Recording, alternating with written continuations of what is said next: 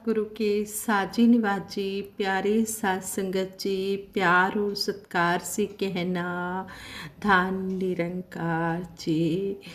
सतगुरु माता जी का लाख लाख शुक्राना करते हैं जिनकी अपार कृपा से हमें सेवा सिमरन सत्संग करने का ये सुअवसर मिलता है।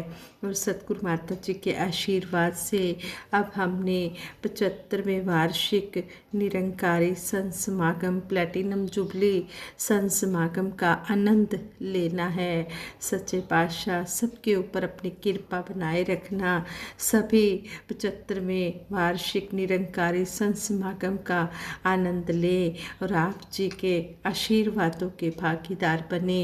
ऐसा आशीर्वाद दासी सभी के लिए मांगती है, सारे विश्व के लिए मांगती है। सबका भला करो करतार, साडी मांग है ए दातार। सच्चे पातशाह सभी का भला हो, हमारे यही आप जी के चरणों में अरदास है। सतगुरु हमें समझाते हैं कि अपनी नबेड़ तैनू होर नाल के, गठड़ी संभाल तैनू चोर नाल के।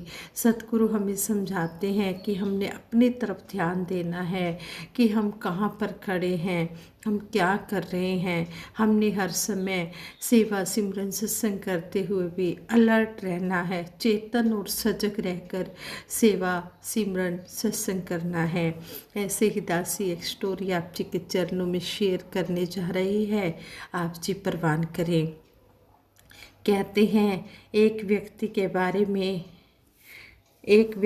बारे में मशहूर हो गया कि उसका चेहरा बहुत मनहूस है। लोगों ने उसके मनहूस होने की शिकायत राजा से की। राजा ने लोगों की इस धारणा पर विश्वास नहीं किया, लेकिन इस बात की जांच खुद करने का फैसला किया। राजा ने उस व्यक्ति को बुलाकर अपने महल में रखा और एक सुबह स्वयं उसका मुख देखने पहुंचा। स्यों से बिजी होने के कारण उस दिन राजा भोजन नहीं कर सका। वह राजा इस रिजल्ट पर पहुंचा कि उस व्यक्ति का चेहरा सचमुच मनहूस है। उसने जल्लाद को बुलाकर उस व्यक्ति को मृत्यु दंड देने का हुक्म सुना दिया। जब मंत्री ने राजा का यह हुक्म सुना तो उसने राजा से पूछा, महाराज इस निर्दोष व्यक्ति को क्यों मृत्यु दंड दे रहे हैं। राजा ने कहा, हे मंत्री, यह व्यक्ति वास्तव में मनहूस है। आज सबसे पहले मैंने इसका चेहरा देखा तो मुझे दिन भर भोजन भी नसीब नहीं हुआ। इस पर मंत्री ने कहा, महाराज माफ़ करें, सुबह इस व्यक्ति ने भी सबसे पहले आपका चेहरा देखा है। आपको तो भोजन नहीं मिला, लेकिन आपके चेहरे को देखने से इसे मृत्यु दंड मिल रहा है। अब आप स्वयं फैसला करें कि कौन अधिक मनहूस है। राजा हैरान रह गया, उसने इस नज़र से तो सोचा ही नहीं था। राजा को चुप देखकर मंत्री ने कहा, राजन, किसी भी व्यक्ति का चेहरा मनहूस नहीं होता, वह तो भगवान की देन है। हमें अपनी परख स्वयं करनी चाहिए और मनहूसियत हमारे देखने या सोचने के ढंग में होती है। आप कृपा करके इस व्यक्ति को आज़ाद कर दें। सही सलाह मिलते ही राजा ने उसे आज़ाद कर दिया और राजा को भी इस बात से ज्ञान मिल गया कि कोई भी व्यक्ति मनहूस नहीं होता। जो भगवान ने जिसके लिए जितना लिखा होता है उतना ही उसको मिलता है, और भगवान ही ये डिसाइड करते हैं, जो सृष्टि का मालिक है यही डिसाइड करते हैं कि कब किसको कितना और क्या देना है। हमने इन भ्रम भ्रांतियों से ऊपर उठना है, क्योंकि सतगुरु ने ब्रह्म ज्ञान देकर हमें इन वहमों भ्रमों से दूर निकाला है। जिस तरह कहीं कह देते हैं कि बिल्ली रास्ते में आ गई है, बिल्ली ने हमारा रास्ता काट दिया है। नहीं, बिल्ली ने तो जाना ही जाना है। इस भ्रम में भी हमने नहीं पड़ना है। और कहीं कह देते हैं कि हमने मंगलवार, वीरवार, शनिवार हमने बाल नहीं कटवाने, हमने नेल्स नहीं काटने, हमने ये काम नहीं करना, हमने वो काम नहीं करना। ये अज्ञानी लोग ही करते हैं। लेकिन जो ब्रह्मज्ञानी होते हैं वो इन दिन वारों तिथियों में नहीं पड़ते। वो हर एक संत महात्मा का आदर सत्कार करते हैं और वो हर समय सतगुरु का शुक्राना करते हैं कि सच्चे पातशाह जो भी हो रहा है आप जी की कृपा से हो रहा है। इसलिए दूसरे को कुछ कहने से पहले हम अपनी तरफ ध्यान दें। हमें सतगुरु समझा रहे हैं कि हमने दूसरों को नहीं खुद को सुधारना है। हमने इन वहमों भरमों से दूसरों को नहीं निकालना, हमने अपने आप को निकालना है। जब हम इन वहमों भरमों से अपने आप को निकाल देंगे हम तो दूसरे अपने आप ही इन वहम भरमों से निकलते चले जाएंगे। जब हम खुद उनको कहेंगे कि कोई भरम लेके नहीं है, इस संसार में ये निरंकार ही सबसे बड़ा है, निरंकार से ऊपर कोई शक्ति नहीं है, और जो भी ये करेगा हमारे लिए अच्छा करेगा, सभी हमसे अच्छे हैं। जिस तरह कबीरदास जी ने भी कहा है, बुरा जो देखन में चला बुरा न मिलया कोय, जिन खोजा अपना मूसा बुरा न कोय। कबीरदास जी ने भी कहा है कि बुरा कोई नहीं होता, मनहूस कोई नहीं होता। हमने अपनी तरफ देखना है कि हम कहाँ पर खड़े हैं। हमने सबको अच्छा ही बताना है, दूसरों को नहीं। हमने खुद को सुधारना है। कहते हैं कि इंसान स्वयं को सुधारने की जगह दूसरों को सुधारने के लिए ज़्यादा परेशान रहता है। संत महापुरुष समझाते हैं कि तुम स्वयं का सुधार करो, जमाना अपने आप सुधर जाएगा। ऐसे ही एक बार पेट्रोल से लबालब भरा एक टैंकर दिल्ली से मुंबई के लिए जा रहा था। रास्ते में चलते चलते वह अचानक रुक गया। ड्राइवर हैरान होकर नीचे उतरा। उसने टैंकर का मुआयना किया, जांच की। 2 दिन पहले ही मिस्त्री ने टैंकर को ठीक किया था। आखिर अचानक ऐसा क्या हुआ कि टैंकर रुक गया। बहुत कोशिश की लेकिन टैंकर जरा सा भी आगे नहीं बढ़ा। पास में ही मैकेनिक की शॉप थी। ड्राइवर ने मैकेनिक को बुलाया। मैकेनिक ने एक एक पुर्जे का निरीक्षण करना शुरू किया। उसे कहीं भी कोई खराबी नज़र नहीं आ रही थी। आधा घंटा निरीक्षण करने के बाद उसने ड्राइवर को बताया कि पेट्रोल नहीं है। ड्राइवर गुस्से में चिल्लाया, कहने लगा, क्या बात करते हो, टैंकर तो मैं तेल से पेट्रोल से लबालब भरा हुआ है। मैकेनिक ने कहा, मैं टैंकर के पेट्रोल से भरे होने की बात नहीं कर रहा हूँ। यह तो भरा है या खाली है, इससे कोई फ़र्क नहीं पड़ता। इस टैंकर की खुद की पेट्रोल की टंकी में पेट्रोल ख़त्म हो गया है, इसलिए यह रुक गया है। अच्छा, अगर मैं ऊपर के टैंकर से थोड़ा पेट्रोल लेकर इस टैंकर की पेट्रोल की टंकी में डाल दूं तो यह चल जाएगा। मैकेनिक ने कहा, बिल्कुल चल जाएगा।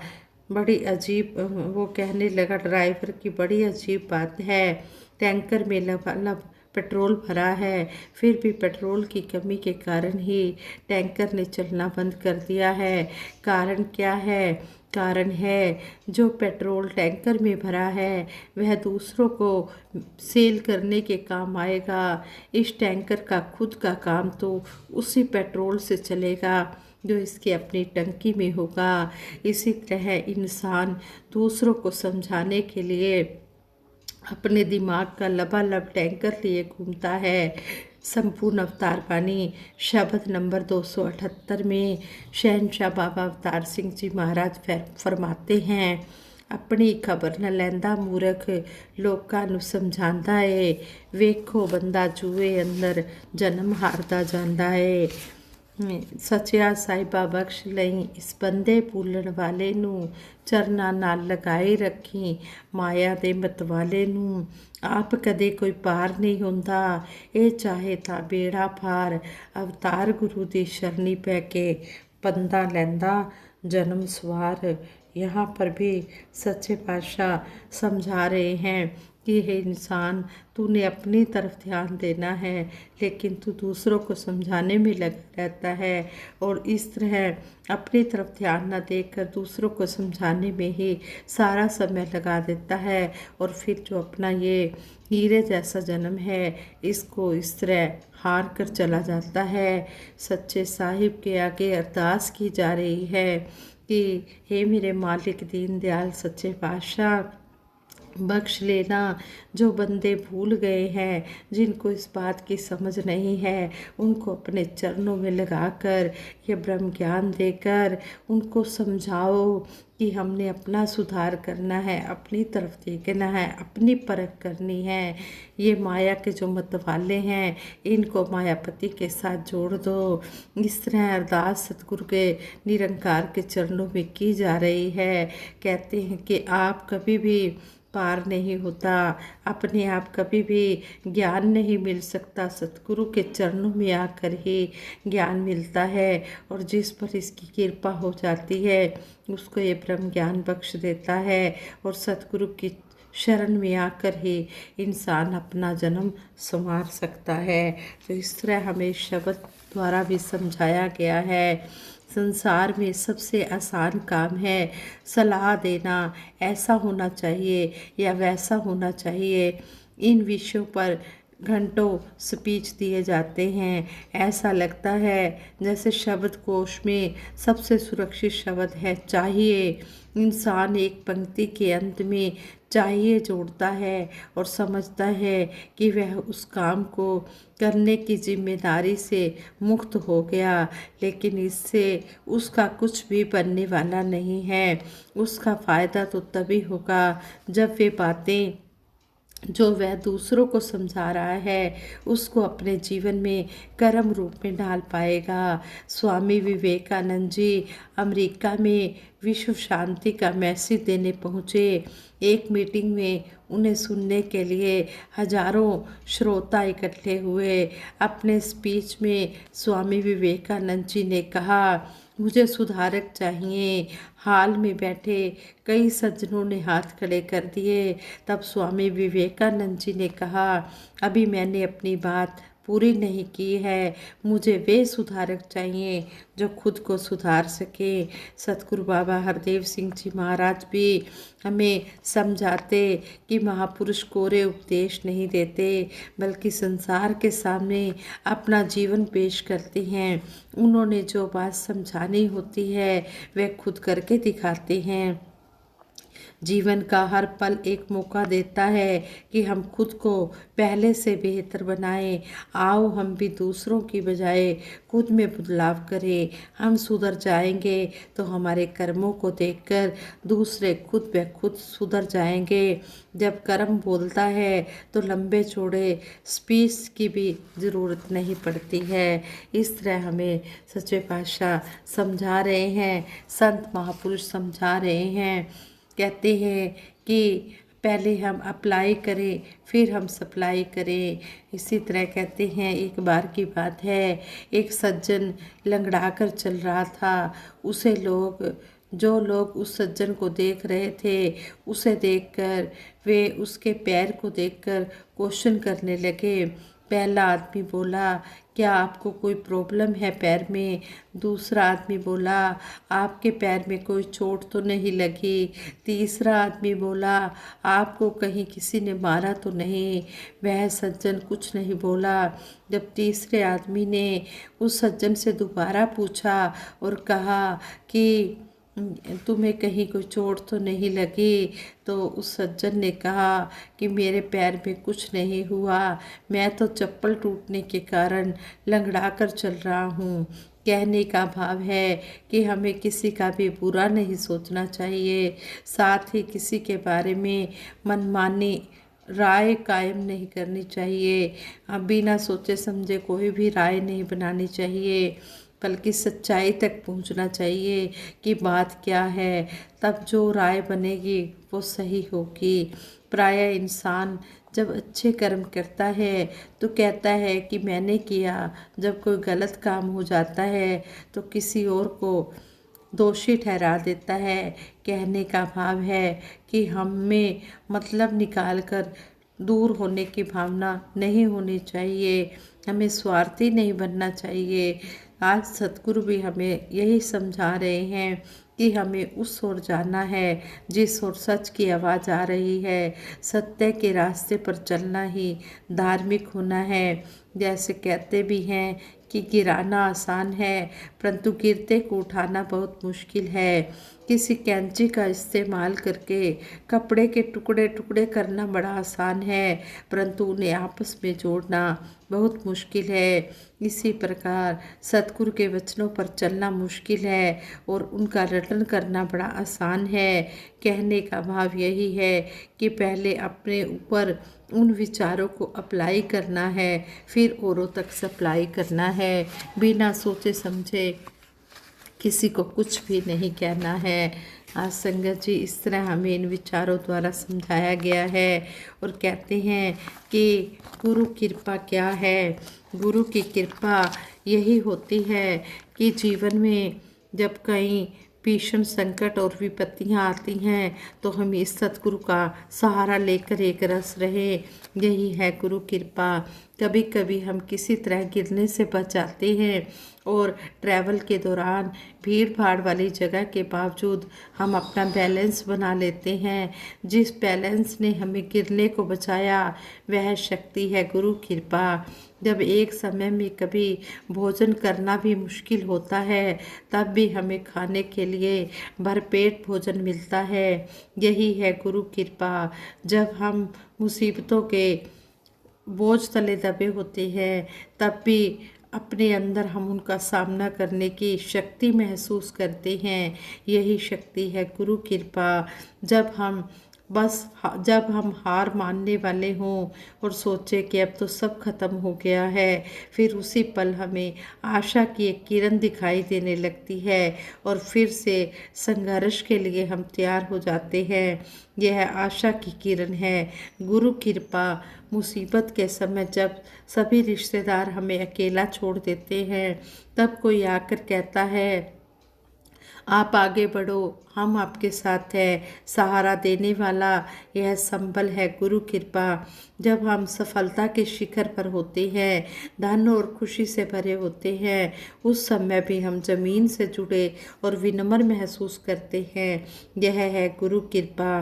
केवल धन दौलत और सफलता ही गुरु कृपा नहीं है। जब हमारे पास ये चीज़ें नहीं होती तब भी हम खुश, संतुष्ट और धन्य महसूस करते हैं। यही है गुरु कृपा। सेवा, सिमरन, सत्संग के प्रति हमारा जज्बा हर समय कायम रहता है। यही है गुरु कृपा। आओ सतगुरु के चरणों में अरदास करें कि दातार सच्चे पातशाह आप जिस रंग में भी रखना चाहते हैं, जैसा भी रखना चाहते हैं, हम आप जी के हुक्म के अनुसार चलते चले जाएं और आप जी के आशीर्वादों के पात्र बनते चले जाएं।